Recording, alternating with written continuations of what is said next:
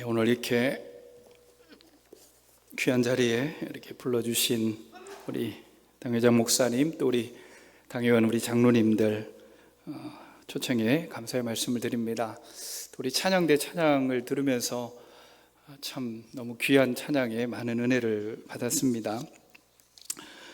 저희 교회는 저쪽 노원구에 있습니다. 노원구의 중계동에 가면 은행 사거리라는 데가 있습니다. 학원가가 이렇게 밀집되어 있는데 그쪽에 저희 교회는 있고요.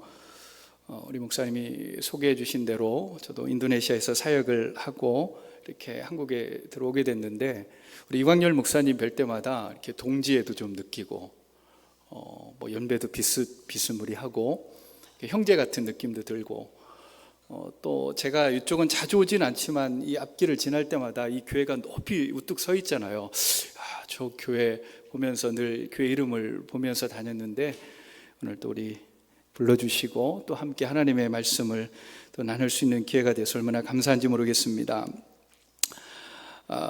우리는 예수님이 이 땅에 사람의 옷을 입고 오신 최초의 선교사이시다, 이런 표현을 어디선가도 들었고 그런 표현을 많이 사용합니다.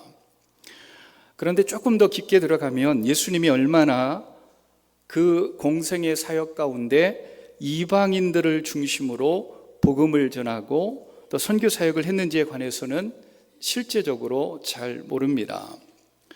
여러분, 예수님의 사역의 절반 이상이 유대인이 아니라 이방인들을 위한 사역이었다는 것을 알고 계십니까? 예수님은 유대인이었습니다.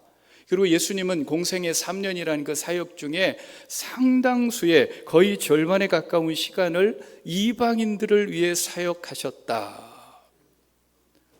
그러실까? 제가 오늘 그것을 논증하고자 합니다. 오늘 예수님에 관한 두 개의 이야기, 그리고 결론에 아브라함의 이야기를 통해 우리가 왜 선교해야 하는가, 어떤 그 당위성에 관해 함께 은혜를 나누고자 합니다. 당시 유대인들은 예수님이 메시아가 이 땅에 오시면 예루살렘에 오실 것이다, 그리고 예루살렘을 중심으로 사역할 것이라고 생각을 했습니다. 그림을 제가 하나 가져왔는데요, 그림을 보시면 저 위쪽 지역이 갈릴리 지역이고 밑에 지역이 이제 예루살렘, 베들레헴이 있는 남부 지역입니다. 자, 그런데 동그라미가 하나 그려질 것인데, 저 위쪽에 갈릴리 지역을 중심으로 예수님이 사역을 하셨습니다. 저 밑에 예루살렘이 아닙니다. 그게 무슨 의미가 있나? 그게 왜 중요한가요? 여러분, 예수님은 나사렛에서 자랐지만 갈릴리 지방 가버나움이라는 도시에서 본격적으로 공생의 사역을 시작을 했습니다. 그리고 예수님의 저 북쪽 갈릴리 사역은 이미 선지자 이사야를 통해 예언되었고 그 말씀을 예수님이 성취하셨습니다. 자, 오늘 본문의 말씀도 보면 굉장히 의미 있는 표현이 하나 등장합니다. 이방의 갈릴리요. 갈릴리면 갈릴리지 왜 앞에 이방이라는 단어를 붙였을까요? 갈릴리의 가버나움을 중심으로 지도를 다시 한번 보시면, 여러분 그 지도를 한번 다시 보여주세요. 저 지도를 보면 북동쪽에는 이방인 나라 수리아, 지금의 시리아가 있습니다. 다메섹이 그 수도입니다. 자, 가버나움의 서북쪽에는 페니키아가 그리 멀지 않은 곳에 있습니다. 그리고 가버나움 동쪽에는 데가볼리라는 지역에 있는데 10개의 도시라는 이방인 지역입니다. 그 데가볼리 지역에는 헬라어를 사용했던 그리스 사람들이 많이 살았습니다. 여러분, 마가복음 5장 1장에 등장하는 그 거라사 귀신 쫓아내는 장면이 있잖아요. 그 거라사가 데가볼리의 10개 도시 중에 하나입니다. 거기서 군대 귀신 들린 자를 고쳐주셨는데 그 옆에 2,000마리나 되는 돼지떼를 기르고 있었습니다. 자, 그 의미는, 돼지떼를 길렀다는 의미는 그 사람들이 유대인이 아니라 이스라엘 사람이 아니라 누굽니까? 이방인들이었어요. 그리고 갈릴리 지역 남쪽으로 유대인들이 이방인은 아니지만 이방인 취급했던 사마리아 사람들이 살고 있었습니다. 반면에 예루살렘을 한번 보세요. 어찌 본다면 갈릴리에 초점을 맞추고 보면 그 화려한 예루살렘은 어떻게 보면 왜소해 보입니다. 고립되어 있는 느낌이 들 정도입니다. 오늘 예수님은 이처럼 북쪽에 이방인들과 접촉 지역인 그 접경 지역인 갈릴리, 이방의 갈릴리에서 많은 시간을 들여 천국 복음을 증거하셨고 4장 23절의 말씀입니다. 모든 병과 모든 약한 것을 고쳐 주셨다. 그리고 그 예수님의 수모는 앞서 이야기한 수리아에 퍼졌고 수많은 질병과 귀신 들림으로 고통받는 자들이 예수님에게 나와왔고 그들을 예수님이 고쳐 주셨습니다. 마가복음에 보면 이방 나라 두로와 시돈에서도 많은 사람들이, 많은 이방인들이 예수님을 찾아왔고 예수님이 그들을 고쳐주셨다는 기록이 등장합니다. 지도를 한번 또 보시면 갈릴리, 제가 볼 때는 왼쪽이죠. 두로와 시돈이 등장합니다. 매일 성경 요즘 열왕기상 여기도 묵상하시죠. 얼마 전에 두로왕 히람이 목재를 보내줬던 그 두로와 시돈이 바로 이방 도시입니다. 거기서도 예수님을 찾아옵니다. 갈릴리였기 때문에 가능한 거예요. 사랑하는 성도 여러분, 예수님은 자연스럽게 유대인으로서 유대인뿐만 아니라 많은 이방 사람들과 접촉을 했습니다. 그것이 예수님이 갈릴리를 사역의 중심으로 삼으신 이유이자 이 사회를 통한 메시아의 예언에 이방의 갈릴리가 언급된 이유입니다. 갈릴리면 갈릴리지 왜 앞에 이방을 붙였을까? 예수님은 공생의 사역 처음부터 유대인, 이방인 할 것 없이 모든 이들의 구원자로 오셨음을 자연스럽게 드러내셨습니다. 여러분, 우리가 거꾸로 하면 반대로 예수님이 예루살렘을 사역의 중심지로 삼으셨다면 어떤 일이 벌어졌을까요? 저 이방 나라 사람들 수리아에서, 데가볼리에서, 두로와 시돈에서 그들이 예루살렘에 올 수 있었을까요? 그들은 예루살렘에서 환영받지 못했을 것입니다. 예수님 만날 수도 없었을 것입니다. 그런데 이방의 갈릴리에서의 사역을 시작한 이 예수님은 아셨습니다. 데가볼리뿐만 아니라 저 예루살렘과 유대로부터도 예수님의 소문을 듣고 사람들이 올 것을 아셨습니다.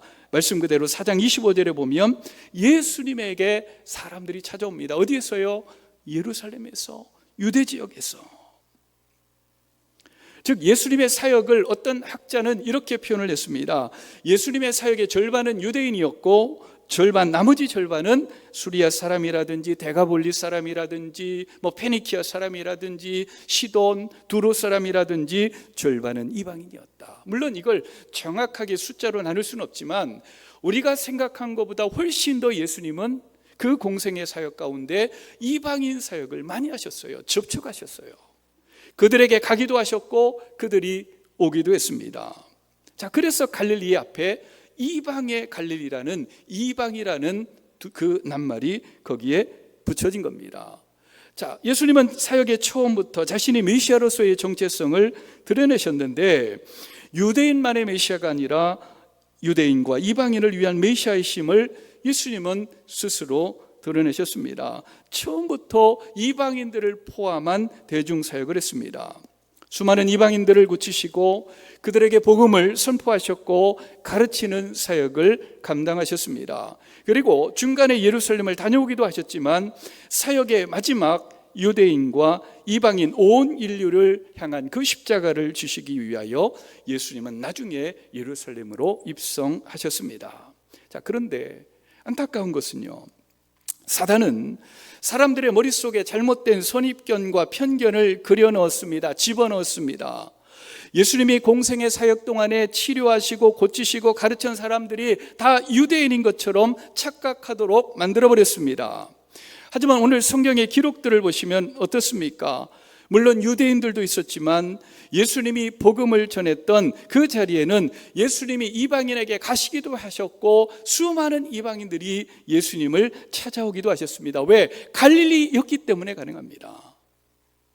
상당수의 이방인들이 섞여 있었고 심지어는 이방인들이 다수를 차지하는 상황도 있었습니다. 오병이어의 사건이 여러분, 유대인들을 위한 사건이었다면 칠병이어의 사건은 이방인들을 위한 기적의 사건들이었습니다. 예수님은 처음부터 그가 유대인이든 그가 이방인이든 차별하지 않고 원하는 누구든 예수님에게 나올 수 있도록 그렇게 하셨습니다. 사랑하는 성도 여러분, 이게 중요한 사실은요, 예수님이 유대인들을 위해서 사역을 막 열심히 하시다가 십자가를 지시고 부활 승천하실 때 제자들에게 아야야 제자들아, 내가 할 말이 있는데, 야, 앞으로는 유대인뿐만 아니라 온 열방과 전 세계에 나가서 복음을 전해, 그렇게 명령한 게 아니에요. 예수님은 처음부터 이방인들과 유대인에게 사역을 하셨습니다. 차별하지 않으셨고 그 예수님을 제자들이 오해하기도 했습니다. 유대인이셨지만 이방인을 타부시하지 않으셨고 적극적으로 이방인들을 만나셨습니다. 그들에게 천국 복음을 전파하셨습니다. 근데 그 사실을 제자들이 언제 깨닫습니까? 예수님이 부활 승천하신 그 사건 이후에 성령이 그들에게 임함으로 제자들이 깨달은 거예요. 아, 예수님이 유대인뿐만 아니라 이방인들에게 왜 그렇게 이방인들을 만나시고 이방인들을 접촉하시고 그들을 초청하시고. 여러분, 예수님 이후에 기독교 최고의 지성이라고 일컬음을 받았던 사도 바울은요, 사람이 똑똑하잖아요. 물론 성령의 감동이 있었지만 똑똑하잖아요. 아, 예수님이 왜 갈릴리에서 이사야의 말씀이 이렇게 성취되는구나, 예수님의 시선을 사도 바울은 읽은 겁니다. 그러니 어떻게 해요? 이방인에게 나가잖아요. 그들에게 복음을 증거하러 나갑니다. 우리는 우리의 선교의 시작이 사도 바울이 아닙니다. 우리의 선교의 시작이 예수님의 제자도 아니에요. 누굽니까? 예수님이에요. 예수님이 사람의 몸을 입고 이 땅에 오신 최초의 선교 사례, 그 말도 맞지만 더 정확한 것은 예수님은 이 땅에 오셔서 이방인들에게 복음을 전하시고 이방인들을 찾아가시고 그들과 접촉하시고 그들에게 천국 복음을 전하셨습니다. 여러분, 그럴 때의 선교의 가치가 달라지는 거예요. 야, 사도 바울이 선교의 시작인가 봐. 제자들이 선교의 시작인가 봐. 그런데 선교의 시작이 누굽니까? 예수님이시잖아요. 선교의 가치가 달라지는 거죠. 사랑하는 성도 여러분, 선교는 선택이 아닙니다. 적어도 우리의 예수 믿는 모든 사람들이 예수님이 하셨기에, 예수님이 본을 보이셨기에, 예수님이 십자가를 지셨기에 우리 다 그 길을 따라가잖아요. 그러면 예수님이 어떻게 해요? 선교의 사역을 감당하셨습니다. 이방인과 유대인 차별하지 않으셨고 그들을 찾아가셨고. 그러면 우리는요, 당연히 예수님이 말씀하셨던 그 대위임 명령을 어떤 사람들은 서제스천으로 생각합니다. 제안이라고 생각하지만 명령이에요. 제안과 명령의 차이가 있습니다. 제안은 내가 해도 되고 안 해도 돼요. 왜? 제안이니까. 그런데 예수님이 이방인과 유대인들에게, 이방인들에게 복음을 증거하셨던 그 예수님이 이제 너희가 예루살렘과 유대와 사마리아를 넘어서 땅끝까지 복음을 증거하라고 명령하셨잖아요. 제안이 아니에요. 근데 이 땅에 너무나 많은 사람들은 예수님의 그 대위임 명령을 제안으로 생각합니다. 그 선택권이 내게 있다고 생각합니다. 해도 되고 안 해도가 되고 아니라 명령이에요. 명령은 순종해야겠죠. 그리고 이 선교의 가치가 누구로부터 시작됐습니까? 예수님. 오늘 예수님의 행하셨던 또 한 가지의 사건을 소개하려고 합니다. 그것은 바로 성전에서 예수님이 성전을 정화한 사건입니다. 이 이야기는 예수님의 전체 이야기 중에 매우 중요한 위치를 차지하는데, 사실 이 성전 정화 사건 이후에 예수님은 더더욱 유대인들의 미움을 받게 됩니다. 어떻게 본다면 이 성전 정화 사건은 예수님이 십자가에 못 박히게 되는 어떤 결정적인 단초를 제공한다라고 볼 수 있는데, 자, 예수님이 예루살렘에 도착하신 후에 성전에 들어가셨고 그 성전을 보시고 막 화를 내셨습니다. 노끈으로 채찍을 만드셔서 성전의 사람들을 내쫓으시고 상을 다 뒤엎어버렸습니다. 이 성전은 물론 솔로몬이 지었던 그 성전은 아닙니다.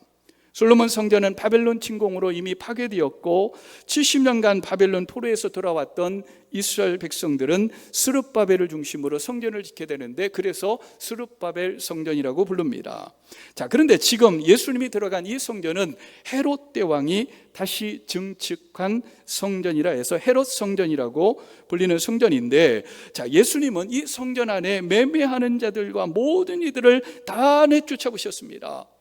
여기서 내쫓다는 이 헬라어의 뜻은 귀신을 내쫓다에 썼던 그 단어와 동일한 단어를 사용하고 있습니다. 그러니까 예수님이 야, 좀 여기서 나가주세요가 아니라 귀신을 쫓듯 예수의 이름으로 아니면 내가 하나님의 이름으로 이 귀신, 못된 귀신 떠나갈지어다 얘기한 것처럼 그 성전 안에 있었던 그 매매하는 자들의 상을 뒤엎으시고 귀신을 쫓아내듯 그렇게 그들을 쫓아내셨습니다. 그만큼 예수님의 태도는요, 너무나 단호했습니다. 도대체 무엇이 예수님을 이렇게 화를 나게 했을까요? 물론 일반적으로 이건 성전 중심의 종교 지도자들의 외식과 위선을 향한 분노이기도 합니다. 하지만 선교라는 관점을 통해 이 말씀을 보면 또 다른 해석도 가능합니다. 왜 그렇게 점잖으셨던 예수님이 왜 그렇게 화를 내셨을까? 여러분, 마태복음 21장 13절을 한번 같이 읽어보겠습니다. 그들에게 이르시되 기록된 바 내 집은 기도하는 집이라 일컬음을 받으리라 하였거늘 너희는 강도의 수굴로 만드는도다 하시니라. 이 말씀은 예수님께서 이사야 56장 7절의 말씀을 인용하신 말씀인데, 이사야 56장을 이해하기 위해서는 또 열왕기상 8장에 나오는 성전 건축할 때의 그 성전 봉헌식에 하나님 앞에 올려드렸던 솔로몬의 기도를 우리가 먼저 이해해야 합니다. 자, 열왕기상 8장 41절에서 43절까지 우리 한번 같이 읽어보도록 하겠습니다. 또 주의 백성 이스라엘에게 속하지 아니한 자 곧 주의 이름으로 먼 지방에서 온 이방인이라도 그들이 주의 크신 이름과 주의 능한 손과 주의 펴신 팔의 소문을 듣고 와서 이 성전을 향하여 기도하거든 주는 계신 곳 하늘에서 들으시고 이방인이 주께 부르짖는 대로 이루사 땅의 만민이 주의 이름을 알고. 여러분, 계속해서 어떤 단어가 등장합니까? 이방인이 이 성전에 와서 하나님 앞에 기도하면 하나님 우리 유대인들의 기도를 들으신 것 같이 하나님 똑같이 응답해 달라고 그렇게 솔로몬은 기도하고 있습니다. 어찌 본다면 이 솔로몬의 기도는 일종의 예언자적인 기도라고 볼 수 있습니다. 하나님께서 솔로몬의 입술을 통해 하나님의 이방인들을 향한 마음과 하나님 나라에 이미 그들 이방인들을 포함시키려는 의도를 솔로몬의 고백, 기도를 통해 나타내신 거지요. 사랑하는 성도 여러분, 성전은 유대인만을 위한 것이 아니라 유일하신 참 하나님을 향하여 모든 민족이 기도할 수 있는 집입니다. 하나님은 이방인이라 할지라도 그가 하나님을 믿는다면 그들을 하나님의 성전에 받아들이기로 하나님은 약속하셨습니다. 자, 그림을 준비하지 못했는데요, 당시 성전 주변에는 성전의 넓이보다 더 넓은 이방인의 뜰이라는 것이 있었습니다. 물론 이 이방인의 뜰은 솔로몬의 성전이나 스룹바벨 성전에는 없었어요. 헤롯 시대에 이방인들을 위해 만들어 놓은 공간이라고 볼 수 있는데, 그럼에도 오늘 예수님이 예루살렘 성전을 살펴보시면서 이방인의 뜰에서 하나님을 경외하는 성전에 온 이방인들을 찾고 계시지 않으셨을까요? 이건 어찌 보면 영적인 상상입니다. 앞서 이방의 갈릴리를 떠올린다면 예수님의 관심이 어디에 있는지 우리는 분명 알 수 있습니다. 이방인들을 위해, 물론 헤롯이 이방인들이 예배하기 위해서 만들어 놓은 건 아니겠지만 그래도 그 이름 자체가 이방인의 뜰이잖아요. 이방인들을 위해 마련된 그 이방인의 뜰에 이방인은 하나도 없고 거기는 그저 유대인으로 바글바글합니다.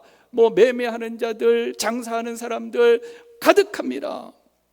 여기서 유대인들은 뭐 하고 있었을까요? 이방인의 구원을 위해서 그들이 기도 모임을 하고 있었을까요? 이방인들에게 전도하기 위해서 그들이 무슨 전략회의를 하고 있었을까요? 유대인들은 어떤 사람입니까? 철저하게 이방인들에게 무관심한 자기 중심적인 사람들입니다.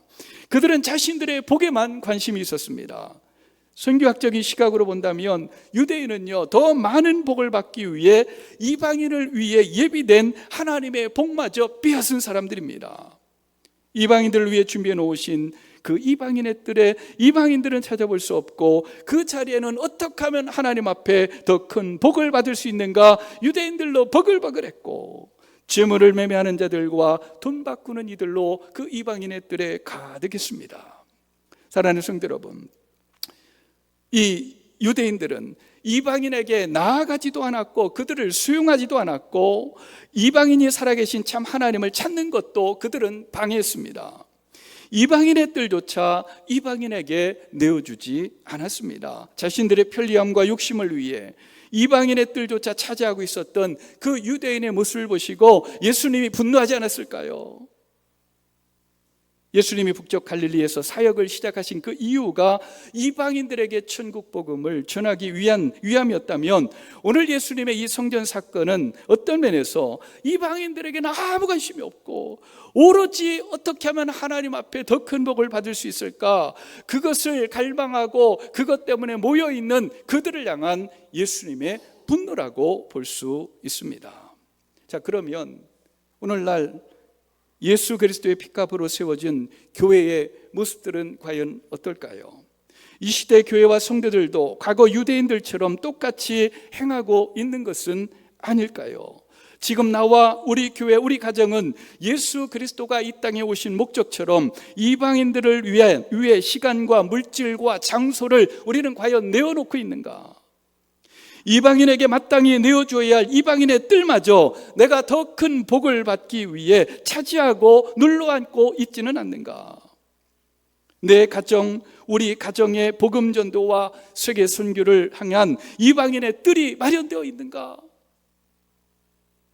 우리 한국 사람들은 참 이상해요. 우리는 유대인이 아님에도 불구하고 마치 우리는 처음부터 유대인인 것처럼 그렇게 살아갑니다. 우리도 이방인이었어요. 누군가가 우리에게 이방인의 뜰에 들어올 수 있도록 해 주었기에 하나님을 만나고 하나님의 백성이 되었습니다. 누군가가 교회가 만민을 위해 기도하는 집인 것을 믿고 그 기도 덕분에 우리는 하나님을 알게 되었고 하나님의 백성이 되었습니다. 우리의 믿음 생활이 어떻게 해야 하는지 점점 분명해지실 것입니다. 이제 아브라함의 이야기로 오늘 말씀을 좀 정리해 보고자 합니다. 믿음의 조상 아브라함에게 주신 말씀은 영적 후손된 우리들에게 주신 하나님의 말씀입니다. 특별히 우리가 너무나 잘 알고 있는 하나님이 아브라함을 부르시는 그 창세기 12장 1절과 3절의 말씀은 너무나 중요합니다. 자, 그런데 이 창세기 12장 2절과 3절을 둘로 나눌 수 있는데, 자, 먼저 12장 2절의 전반부에 이런 표현이 등장합니다. 내가 너로 큰 민족을 이루고 내게 복을 주어 내 이름을 창대하게 하리니 너는 복이 될지라. 화해의 아이라는 아주 유명한 책을 쓴 돈 리차드슨 박사님은 이것을 상단의 복이라고 표현을 했습니다. 탑라인이라고 표현을 했습니다. 하나님께서는, 하나님을 찾는 이들에게 내가 너희에게 복을 주리라, 그 약속의 말씀대로 복을 주시는 하나님입니다. 하나님은 누구든지 그 하나님을 찾는 자에게 복을 주시는 분이에요. 자, 그런데 3절 후반절을 보면 땅의 모든 족속이 너로 말미암아 복을 얻을 것이라 하신지라, 이것을 존 리차드슨 목사님은 하단의 복이라고 기록을 했습니다. 바텀라인이라고 영어로 표현을 했습니다. 왜 하나님 우리에게 복을 주시는가? 하나님 우리에게 복을 주시는 이유는 우리가 받은 복을 온 족속을 향해 흘러보내기를 원하셨기 때문입니다. 하지만 예수님 당시 유대인들의 사고체계는 어디예요? 상단의 복에 머물러 있었습니다. 그들은 제사장 나라로 부름받은 그 사명을 제대로 깨닫지 못했습니다. 그들은요, 하단의 복에 아무 관심이 없어요. 자신들을 통해 하나님을 복을 받는 것에 대한 인식도 관심도 책무도 느끼지 못했습니다. 그들에게는요, 이방인들에게 허락된 그 이방인의 뜰조차 그들은 내어주지 않았습니다. 그런데 우리의 살아가는 이 세상 속에 이렇게 믿음 생활하는 분들이 참 많아요. 사랑하는 우리 귀한 성도 여러분, 내가 누구인가에 대한 자기 정체성은 인생의 방향과 삶의 방식을 결정해주는 아주 중요한 요소입니다. 어떤 카톡을 보니까요, 어떤 사람이 나는 오늘 걷지 않으면 내일 뛰어야 한다. 야, 무슨 의미로 저 말을 썼을까? 뭔가 결심하는 단어를 써놨습니다. 학교에 가면 교훈이 있습니다. 각 단체마다 구호를 만들어 제청합니다. 교회에도 표어가 있습니다. 저희 교회 표어는 영혼 구원하여 제자 삼는 교회, 매년 바뀌지는 않고 그냥 영구 표어로 정해버렸습니다. 자, 그런데 우리는 또한 사람들의 이름에서 그 사람의 정체성, 그가 추구하고 목표하는 것이 무엇인가를 또한 우리는 알 수 있는데, 성경의 시대에는 이름이 아주 중요했습니다. 이름이 정말 중요했습니다. 그런데 하나님이 이름을 만들어 주셨다면 그 이름은 얼마나 감격스러운 이름일까요? 창세기 12장에 너는 복이 될지라 너로 인하여 모든 족속이 복을 받으리라고 약속을 받았던 아브라함의 생애에 또 한 번의 획기적인 사건이 등장합니다. 바로 하나님이 아브라함을 아브라함으로 이름을 바꿔주는 창세기 17장의 사건입니다. 이름을 바꾸는 것이 뭐 그리 중요합니까? 라고 반문할 수 있겠지만, 하나님은 한 번 더 아브라함을 통해 이루어가시려는 그 비전을 계명이라는 과정을 통해 확인시켜 주셨습니다. 여러분, 창세기 17장 이전에 쓰였던 이 아브람의 뜻은 존경받는 사람입니다. 족장, 높은 사람, 혹은 존경받는 이런 뜻을 갖고 있습니다. 말 그대로 아브라함은 한 집단의 리더였고 그는 존경받는 어른이었습니다. 자, 이것이 아브라함에게 어떤 의미가 있었을까요? 여러분, 남자에게 있어서 가장 최고의 가치는요, 존경이라는 가치예요. 아브라함은 이미 그의 이름에서도 나타나고 그의 실제 삶에도 나타났듯이 그는 존경받는 족장이었습니다. 그런데 하나님은 지금 그 아브라함의 이름을 바꿔가시면서 아브라함의 한계 혹은 그의 경계를 깨라고 하시는 거예요. 아브라함아, 내가 네 이름을 아브라함에서 아브라함으로 바꿔줄 것인데, 아브라함은 존경이라는 뜻이지, 그런데 아브라함은 열국의 압이라는 뜻이야. 내가 내 인생에 너의 한계, 너의 경계를 깼으면 좋겠어. 내 인생의 궁극적인 목표가 잘 먹고 잘 살고 잘 누리고 명예와 권력 누리면서 자신의 행복만을 위한 삶이 아니라 너라는 삶의 경계를 넘어, 가족이라는 울타리를 넘어, 우리 식으로 얘기하면 내 교회, 우리 교회라는 그 지경을 넘어 내 나라와 민족이라는 그 울타리를 넘어 너는 열국의 아버지가 됐으면 좋겠어. 모든 민족의 아버지가 됐으면 좋겠어. 그것에 관한 부르심이 이름을 바꿔주시는 겁니다. 사랑하는 성도 여러분, 앞선 창세기 1장과 3절의 말씀에 보면 아브라함, 너 상단의 복에 머물지 말고 하단의 복까지 내려가야 돼. 내가 너에게 왜 복을 주는데 그 복을 온 민족에게, 온 열방에게 나눠주는 축복의 통로가 되어라. 예전 성경에는 복이 될지어다가 복의 근원이 될지어다 이렇게 되어 있었죠. 옛날 성경에는.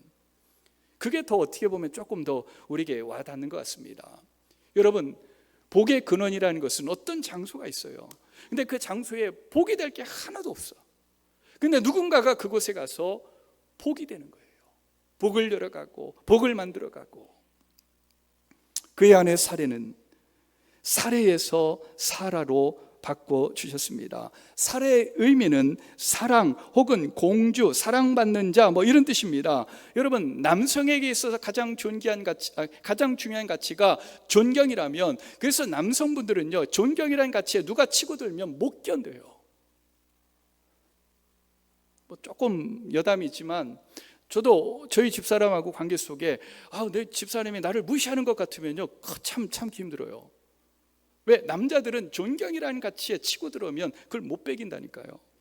근데 여성에게 있어서의 최고의 가치는 사랑입니다. 그런데 사례의 이름이 그래요.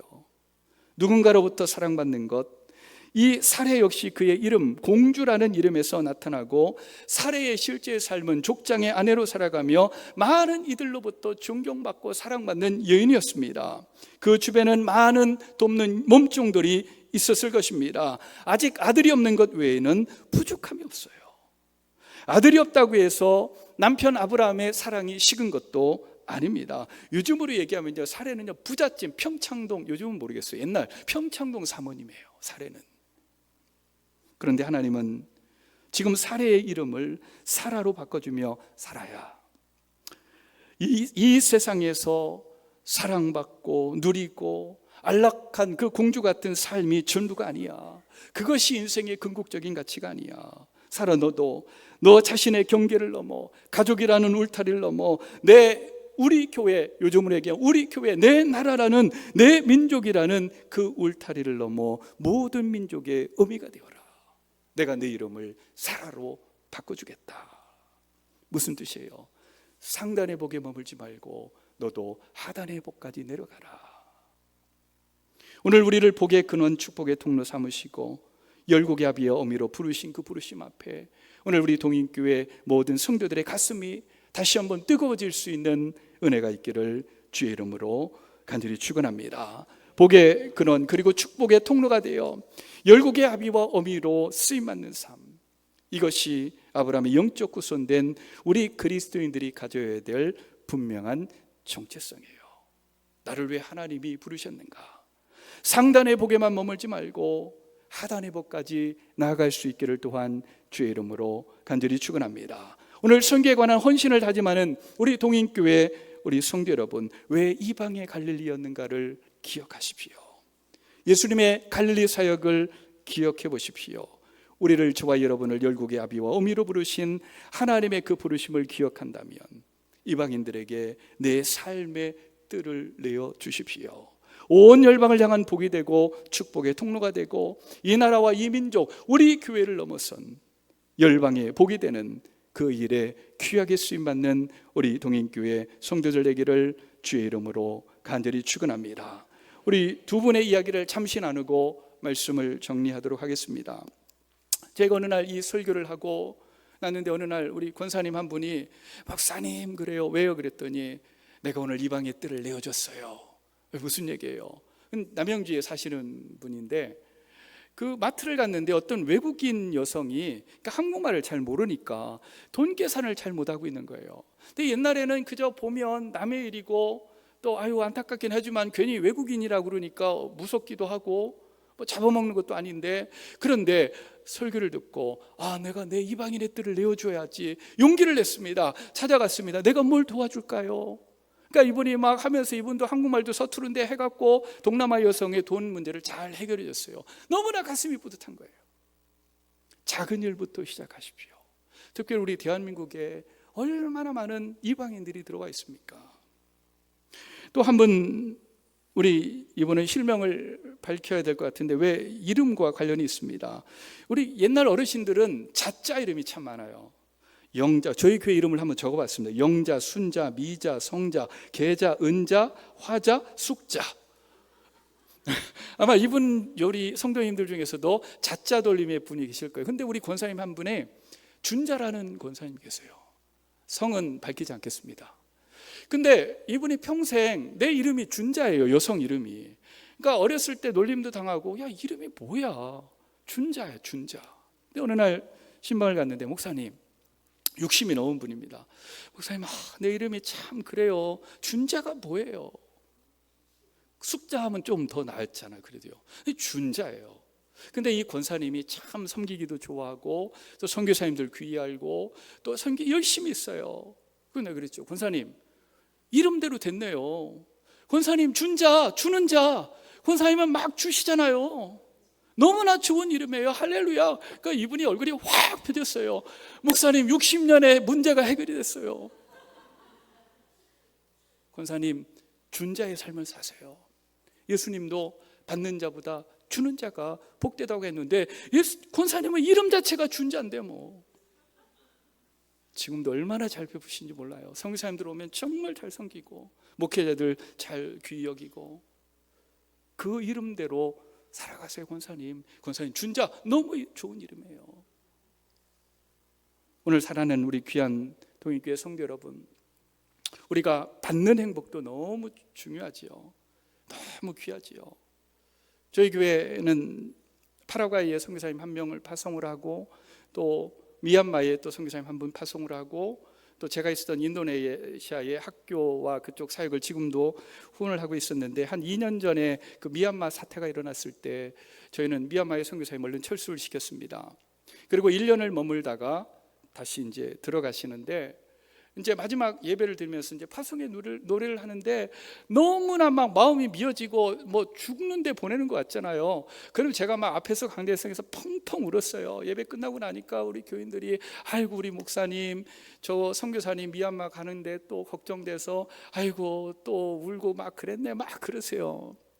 근데 저는 왜 울었는지 아세요? 그것도 있겠지요. 근데 내가 누군데, 내가 뭔데, 미얀마 아무도 관심도 없고 그 누구 뭐 별 관심도 없는 그 땅 때문에 내가 아파하고, 그 땅 때문에 눈물을 흘리고, 그 땅 때문에 고민하고, 그 땅에 선교사를 보내고, 그냥 그 사실이 너무 감격스러운 거예요. 성도들은 선교사님 미얀마로 들어가니까 목사님 마음 그래서 그런 거지만, 그것도 있지만요, 그냥 그게 감사한 거예요. 하나님, 내가 도대체 뭔데. 오늘 동행교회 우리 귀한 성도 여러분, 정말 주는 교회, 베푸는 교회, 이방인의 뜰을 마련하고 또 예수님이 행하셨던 그대로 따라가는 그런 복음을 전하는 그런 선교적인 교회로 다시 한번 아름답게 세워지는 복된 은혜가 있기를 주의 이름으로 간절히 축원합니다.